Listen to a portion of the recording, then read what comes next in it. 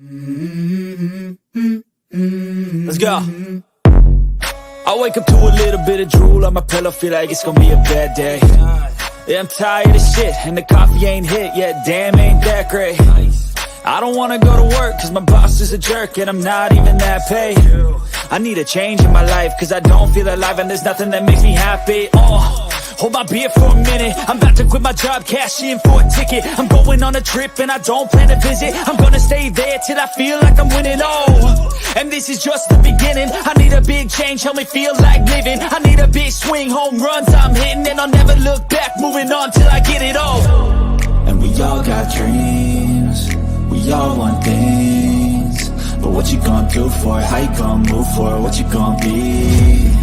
And do you believe we can do anything? But what you gonna do for it? How you gonna move for it? What you gonna be?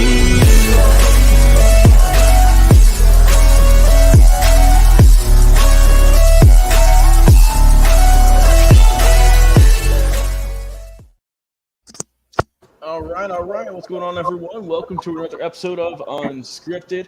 Hey, we are talking about some serious stuff tonight. Los Angeles Angels. Shohei Ohtani going to be out for the rest of the year, at least on the mound, after a torn UCL. Joining me to talk about this is my man, my boy, Jay McLove. What's going on, brother? It's going good. I'm a little nervous talking Shohei Ohtani tonight because it seems like every time I say the word Shohei or Angels, my power goes out. So I don't know if that's just somebody sending a mixed signal or what, but there's obviously some undertones to this topic tonight. Yeah, Jay. I will take some blunt of that responsibility, since one of our first thumbnails we ever put up on our YouTube is the picture. It says, "Are the Angels cursed?" with Shohei Ohtani, like kind of just like grimacing or sad, not really more so in pain, just frustrated.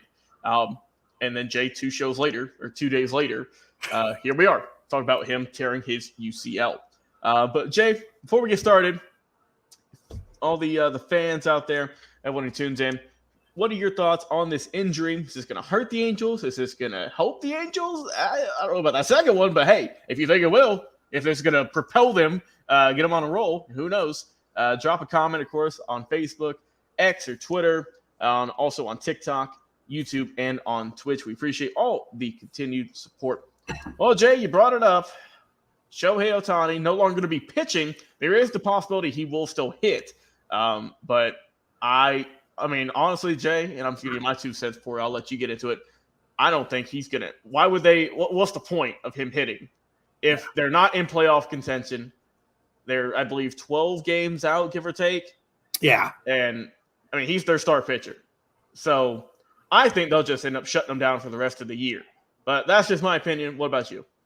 Yeah, I got a lot of thoughts on this. Number one, it would not be prudent for Shohei himself to even allow himself to continue to play when you get a torn UCL. To me, it's just dumb on his part.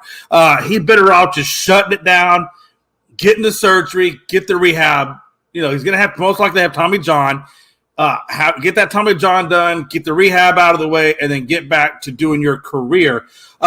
Here's the thing, and you know, Logan, this is always a fear of mine with a two-way guy like he is.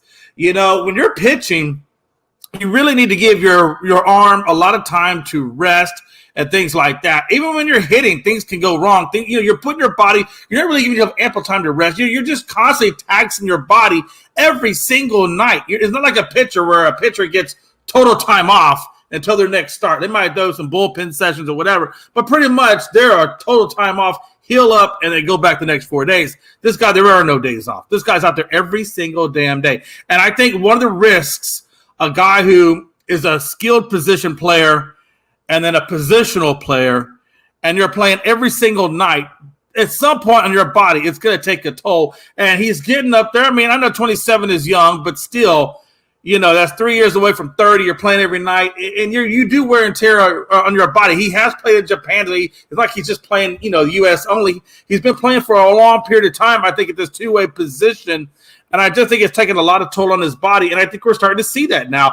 And so by that saying, I think if you're an Angels fan, this is probably the best thing that could have happened for you. because now his value could possibly plummet. It could make it more affordable for the Angels to afford. I think maybe the Angels are. Let's be honest. Even if the season ended in a month from now, you're not making the playoffs, and Shohei could leave you regardless, and you get nothing. At this point, he goes, he gets Tommy John, he comes back, he shows you he still Shohei Ohtani. Now the organization can trade him for assets or sign him to a long-term deal. Either or. I mean, they sign to a year, they trade him, whatever. I mean, that gives the Angels at least a glimmer of hope that they can still get something for Shohei rather than lose him at the end of the season and then saying, bye-bye, I got nothing out of it. I got empty pockets, So that's one way to look at it. Another way to look at it is I still think Shohei Ohtani gets the bag because he may not get the 10 years. He may only get like 8 to 10, but I still think he gets north of $50 million a year. I just think he gets 50 plus a year. And even at 8 years, that's what, $400 million? That's still a lot of change. That's a lot of damn money. And for 8 years at $400 million, that's a lot. And who's to say he doesn't get 60, to be honest with you? Being a two-way player, dominant at both sides of the rock, he could get 60, which then at 8 years would give him $480 million on an 8-year deal. So I think Ohtani will still get the bag. I do think there's an opportunity there now that he's at 480 that the Angels could possibly get him back. I think there's a lot of possibilities still out there, but I do think overall, I don't think he gets a 10-year bag. I think he gets an 8-year bag. He will, and that's a lot. And I know $480 million is a lot of money, and it is. It's a lot of money. But 480 versus 720, you feel me? That's a lot of cabbage to lose, no matter what. Yeah. So if I'm the Angels, I still feel that they should have traded him to get more at the deadline, but we'll see. We'll see if he is going to get that large bag he's expecting. If you're the Angels, you pray to God he signs back with you. At least then you can trade him later on. But I say that, but who knows if they would or not? I don't know, man. This organization, like I said, this is in the thumbnail. I think they're cursed, honestly. This team is the definition in the last, really, since 2002 when they won the World Series of just kind of throwing something at the wall and see if it sticks.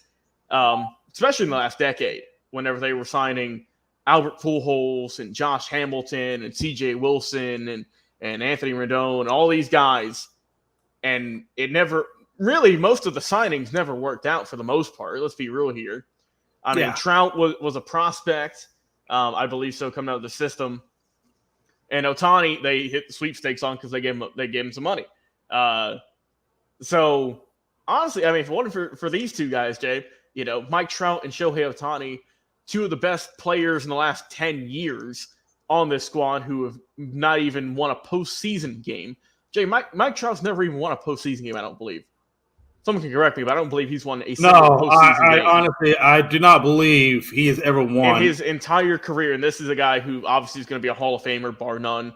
And Shohei, the way he's looking, is trending that way. I'm not going to say that immediately, but he's trending that direction. So it is just, it's wild to think. And like I said, man, we hope Shohei comes back fully healthy at the beginning of the 2024 campaign. Because, you can go ahead and put a bow on this 2023 season, Jay. I think they're cooked. I think it's over. They're 12 games back. They've fallen apart since the trade deadline, since the All-Star break as well. And, nothing's been going right for this team. You know what, though, Logan? He's not the first two-way player. No. He's not the second two-way player. Because I know you're going to say Babe Ruth. There actually was a third guy in Major League Baseball that if he really would have wanted to do it, could have done it. Could have been a two-way player, but he chose not to be a two-way player. But he still had to bat because back in the day, and I'm going to go with an Astros player. Back in the day, the Astros were at one time in the National League, and in one time, there was no DH in the National League. That's back when the pitchers actually had to hit the ball. That's true. Okay? And a lot of people seem to forget about Mike Hampton. Yeah. A lot of people seem to overlook what Mike Hampton did. If you don't know Mike Hampton, let me just give you a small glimpse of Mike Hampton. Over 423 games, that's 16 seasons, Hampton posted a 246 average, which is pretty damn good. That's all for a pitcher. Not bad. But he had 246 batting average. He was 178 for 725. He had 97 runs, 22 doubles, 5 triples, 16 home runs, 79 RBIs, and 47 walks. All I'm trying to tell you is this. Ohtani is if you really want to know, truthfully, he's the third two-way player to ever play the game of baseball. It was Babe Ruth, Mike Hampton, Shohei Ohtani. That's a little baseball history for you. And I will tell you this. I will honestly tell you this. It's very, very difficult for – the reason why most pitchers don't ever want to do the two-way slot or a lot of organizations don't try to have more pitchers do the two-way slot. Because let's be honest. I'm not saying that Shohei – I'm not trying to diminish what Shohei Ohtani is. The guy's still a freaking phenom. But you can't tell me that there's not other generational athletes out there that had they devoted some time couldn't do what Mike Hampton did or Babe Ruth did, or now Shohei Ohtani, who is really taking it obviously to the next level, have done. The reason is a lot of pitchers just devote one skill set and not worry about the other skill set because it's just too damn hard to put on your body every single damn night, pitching and batting. I'm not pitching every night, but to pitch every 4 days and then go. You got to understand, pitchers, they tear UCLs all the time. This is not an uncommon injury. No.